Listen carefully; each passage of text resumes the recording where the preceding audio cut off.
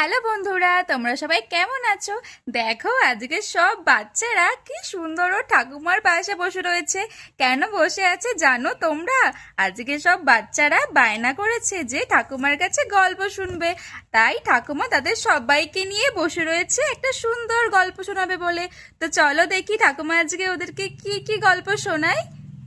ঠাম্মি ঠাম্মি, তুমি যে কালকে রাতে বললে আমাদেরকে ভূতের গল্প শোনাবে, আমরা দেখো সবাই চলে এসেছি তোমার কাছে ভূতের গল্প শুনবো বলে। তুমি তাড়াতাড়ি করে আমাদের ভূতের গল্প শোনাও না, শোনাও না। মিঠাইকে তো তুমি অনেক গল্প শুনিয়েছো, আর আমি তো এখানে থাকতাম না, আমি তো তাই জন্য শুনতেও পেতাম না। এখন আমি যখন এসেছি আর তুমিও এসেছো, তাহলে আমাদের সবাইকে ভূতের গল্প শোনাও। দেখো আমরা সবাই কত আগ্রহে বসে রয়েছি ভূতের গল্প শোনার জন্য।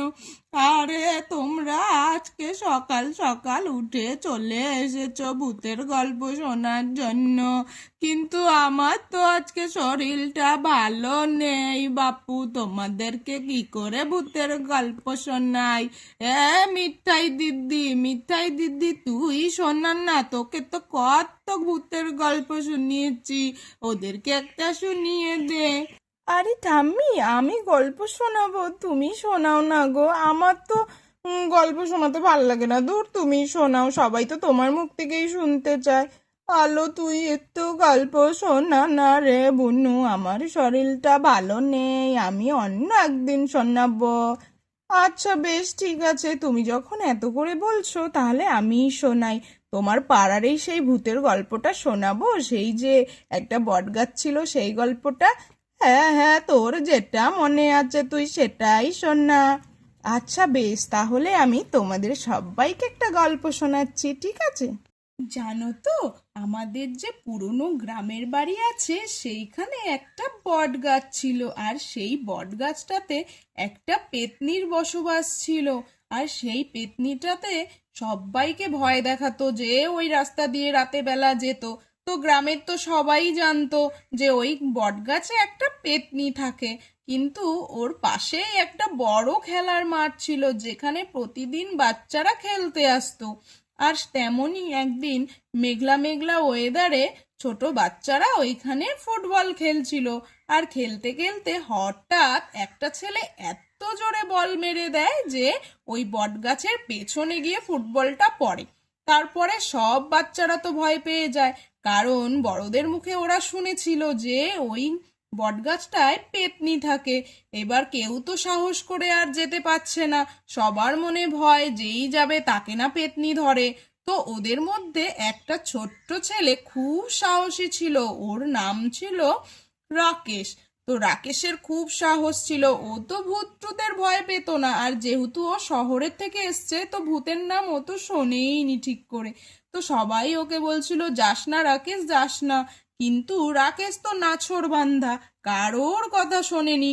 বলল তোরা দাঁড়া, তোদের যদি এত ভয় হয় তোরা এখানে চুপ করে দাঁড়া, আমি গিয়ে নিয়ে আসছি বল, ওইসব ভূত টুত বলে কিচ্ছু হয় না। হা হা হা, যত সব।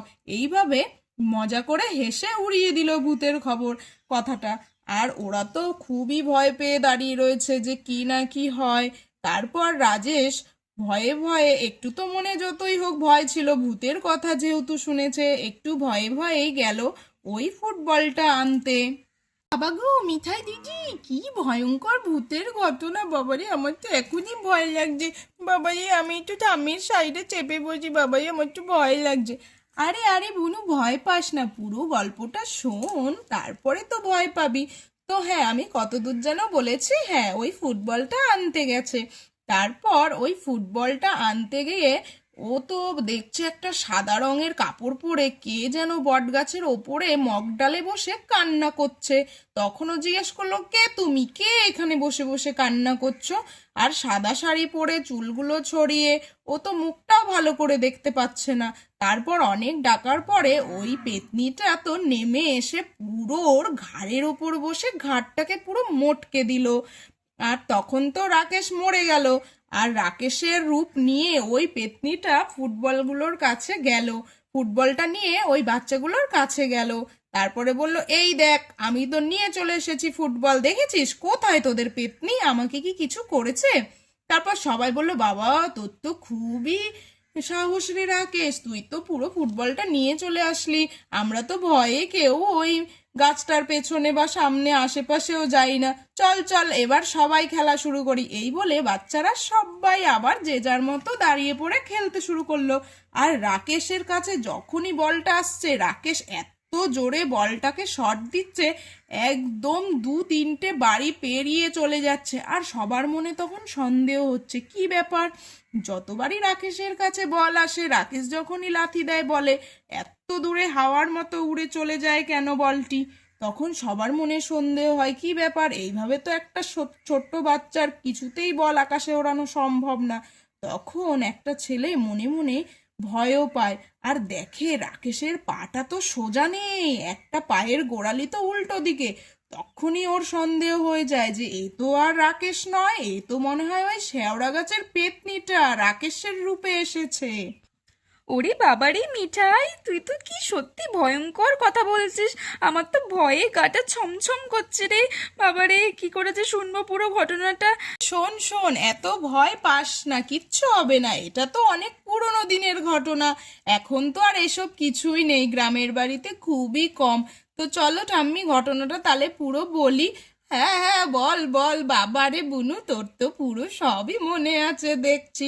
বল বল, আমারও শুনতে বেশ মজাই লাগছে। এতদিন আগের ঘটনা, তখন তো আমরাই ছোট ছিলাম, আমারও মনে পড়ে যাচ্ছে সব পুরনো দিনের কথাগুলো। ঠিক আছে ঠাম্মি, চলো আমি পুরো ঘটনাটা তাহলে শোনাই। তারপর ওই ছোট ছেলেটা ওদের যে টিমের ক্যাপ্টেন দাদা ছিল তার কাছে গিয়ে পুরো ঘটনাটা বলল। আর তখন সেই ছেলেটাও এসে দেখে যে হ্যাঁ সত্যি তো, এটা তো রাকেশের পা নয়, রাকেশের পাটা তো সোজা থাকতো সাধারণ মানুষের যেমন হয়, কিন্তু এটা তো ভূতের পায়ের মতো, গোড়ালি দুটোই উল্টানো। তারপর তো ওরা সবাই খুব ভয় পেয়ে গেল, সবাই একসাথে জড়ো হয়ে ভয়ে ভয়ে বলছে, তুমি কে গো, তুমি কে, তুমি কি ভূত, তুমি কি পেতনি? তখন তো ওর আসল রূপ বেরিয়ে চলে আসলো, ওই পেতনিটি হি হা হা হা করে উঠলো আর বলল যে হ্যাঁ আমি হলাম পেতনি, তোদের এত বড় সাহস, তোরা আমার গায়ে আমার গাছের ওপরে বল ছুঁড়ে মারিস, তোদেরকে এত সাহস কে দিয়েছে বল, আজকে সব কটার ঘাড় মোটকে খাবো। আর তখন তো সব বাচ্চারা ভয়ে একদম ওই দাদাটার পেছনে, ওদের ক্যাপ্টেনের পেছনে লুকিয়ে গেল। আর যেহেতু ক্যাপ্টেনটা একটু বড় ছিল, সেই জন্য একটু সাহস করেই বলল, তুমি কি চাও, তুমি কেন এসেছো, আর আমাদের রাকেশই বা কোথায়, বলো রাকেশকে কোথায় রেখেছো? তখন ওই পেতনিটি বলল, হা হা হা, তোদের রাকেশকে আর দেখতে পারবি না, তোদের রাকেশকে আমি গলা টিপে ঘাড় মোটকে ফেলেছি, হি হি হি, এমন করে বিকট ভাবে হাসছিল। আর তারপর সবাই তো ভয়ে, সব বাচ্চারা দৌড়ে পালিয়ে গেল, আর ক্যাপ্টেনটাও দৌড়ে পালিয়ে আসলো। আর অনেকক্ষণ পর সব গ্রামবাসীরা জড়ো হলো, আর পুরো ঘটনাটা ওই ক্যাপ্টেনটা খুলে বলল। আর তারপর থেকে শোনা গেছে যে ওই বটগাছের পেছনেই রাকেশ থাকে। এখন রাকেশের আত্মাটাও ভূত হয়ে গেছে, রাকেশকে ওইখান থেকে অবশ্য নিয়ে এসে দাহ করা হয়েছে, কিন্তু তাও এখনো ওই পেতনিটার সাথে রাকেশও ভূত হয়ে রয়েছে। আর এখনো শোনা যায় যে ওই ঘটনার পর থেকে কেউ আর ওই গাছতলাতেও যায় না, আর ওই মাঠেও খেলতে যায় না। তারপর থেকে ওই গাছতলাটা এখন বন্ধই আছে, আর ওই মাঠটাও আগের মতোই পুরনো হয়ে পড়ে রয়েছে, কেউ যায় না রয়েছে। এটাই হলো ঘটনা, বুঝতে পেরেছো? হ্যাঁ বাচ্চারা, ও মিঠাই একদম ঠিক কথা বলেছে, ওইটাই আসল ঘটনা। এখন আর কেউই যায় না, তবে মাঝে মধ্যেই এখনো আমাবস্যার রাত হলে রাকেশের আওয়াজ শুনতে পায় পাড়ার লোকেরা। তবে শোনো বাচ্চারা, তোমরা যদি আমার গ্রামের বাড়িতে কোনো সময় যাও, তবে কিন্তু তোমরা ওই গাছতলায় ভুল করেও যাবে না, কেমন? হ্যাঁ হ্যাঁ ঠাম্মি, আমরা জীবনেও ভুল করেও যাব না। বাবারে বাবা, যা ভয় পেলাম ঘটনাটা শুনে, বাবারে। তাহলে বন্ধুরা, শুনলে তো, তোমরা কিন্তু কখনোই তাল গাছের নিচে যাবে না, আর একা একা তো কখনোই যাবে না।